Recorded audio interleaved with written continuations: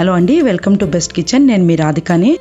Best కిచెన్లో ఈరోజు నేను చేయబోతున్న రెసిపీ ఇన్స్టెంట్ ఎగ్ కర్రీ అండి. మనం రెగ్యులర్గా ఎగ్స్ని బాయిల్ చేసుకుని వండుకుంటుంటాం. ఆ విధంగా కాకుండా ఇది ఒక డిఫరెంట్ స్టైల్లో ఉంటుంది. ఇది ఇన్స్టెంట్గా చాలా ఈజీగా క్విక్గా తయారు చేసుకోవచ్చు. ఇది చాలా చాలా టేస్టీగా ఉంటుంది. ఎస్పెషల్లీ వేడివేడి అన్నంలోకి అద్భుతంగా ఉంటుంది. మీరు తప్పకుండా ట్రై చేసి చూడండి. నా ఛానల్ తప్పకుండా సబ్స్క్రైబ్ చేయండి. మీకు ఈ రెసిపీ నచ్చినట్టయితే లైక్ చేయండి, షేర్ చేయండి, కమెంట్ చేయండి. దీని తయారీ విధానం, కావాల్సిన పదార్థాలు ఇప్పుడు చూద్దాం. 3 ఆనియన్స్ ఇలా సన్నగా తరిగి పెట్టుకున్నవి, 4 ఎగ్స్, కాస్తంత కొత్తిమీర, కరివేపాకు, పచ్చిమిరపకాయలు, స్ప్రింగ్ ఆనియన్స్. దీని తయారీ విధానం ఇప్పుడు చూపిస్తాను.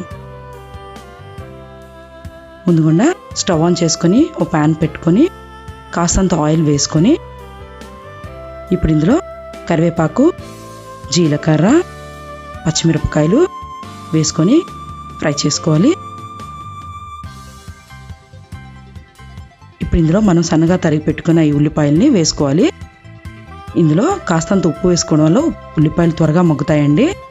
ఈ విధంగా దీన్ని కలుపుదాం. గోల్డెన్ బ్రౌన్ కలర్ వచ్చేంత వరకు దీన్ని ఫ్రై చేసుకోవాలి మీడియం ఫ్లేమ్లో. ఇప్పుడు ఇందులో మనం కట్ చేసి పెట్టుకున్న ఈ స్ప్రింగ్ ఆనియన్స్ని కాస్తంత వేసుకుందాం. మిగిలింది మనం టాస్ చేసుకోవడానికి ఉంచుకుందాం.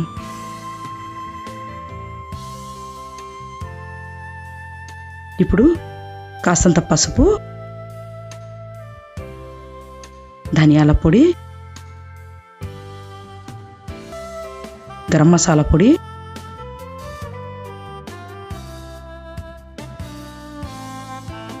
తగినంత కారం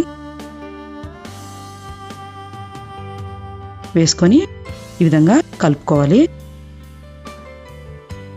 ఇది వేగాక ఇందులో కాస్తంత నీళ్లు వేసుకోవాలి. ఒక హాఫ్ గ్లాస్ నీళ్ళు వేస్తే సరిపోతుందండి. దీన్ని ఇప్పుడు మూత పెట్టుకోకుండా ఈ విధంగా కాసేపు ఈ విధంగా మరిగించుకోవాలి. ఇప్పుడు ఇది బాయిల్కి వచ్చింది. ఇప్పుడు ఇందులో మనం డైరెక్ట్గా ఎగ్స్ని బ్రేక్ చేసుకొని ఈ విధంగా వేసుకోవాలి.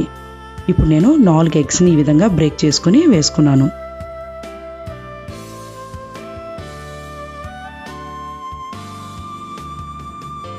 ఈ విధంగా ఎగ్స్ని బ్రేక్ చేసుకొని వేసుకున్నాక మనం దీన్ని కదపకుండా ఒక 5 నిమిషాల పాటు ఆ విధంగా మూత పెట్టుకొని ఉడికించుకోవాలి. మీడియం ఫ్లేమ్లో పెట్టుకోండి. ఫ్లేమ్ హైగా ఉండకూడదు.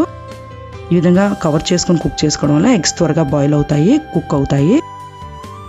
ఇప్పుడు ఒక 5 నిమిషాలు మూత పెట్టుకొని ఉడికించుకున్నాను. ఇప్పుడు దీన్ని మనం జాగ్రత్తగా ఈ విధంగా మనం తిరిగేసుకోవాలి.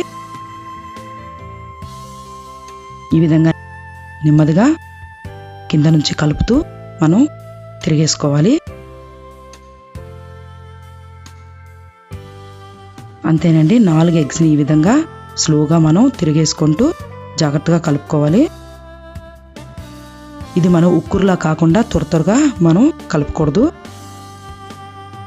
అంతేనండి. ఫైనల్గా మనం కాసంత కొత్తిమీర వేసుకొని గార్నిష్ చేసుకుంటే సరిపోతుంది. అంతేనండి. ఎంతో ఈజీగా ఇన్స్టెంట్గా చేసుకునే కర్రీ రెడీ అయింది, ఎగ్ కర్రీ. ఇది చాలా చాలా డెలిషియస్గా ఉంటుంది. నేను చెప్పినట్టు ఇది అన్నంలోకి అద్భుతంగా ఉంటుంది. ఇంకా కావాలంటే రోటీ చపాతీలో కూడా చాలా బాగుంటుంది. ఇది తప్పకుండా ఈ రెసిపీ మీరు ట్రై చేసి చూడండి. చాలా భిన్నంగా టేస్టీగా ఉంటుంది. మీకు ఈ రెసిపీ నచ్చినట్టయితే మీ ఫీడ్బ్యాక్ని పోస్ట్ చేయండి. నాకు మీ కామెంట్స్ని తప్పకుండా తెలియపరచండి. మరిన్ని వెరైటీ రెసిపీస్ కోసం నా ఛానల్ తప్పకుండా ఫాలో అవ్వండి. Thank you for watching.